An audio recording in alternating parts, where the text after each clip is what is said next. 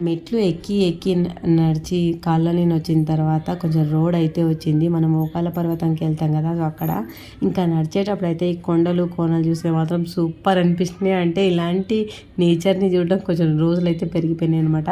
అశ్విక్ నడుస్తాడో నడవడో అనుకున్నాం కానీ బాగానే నడిచిండు.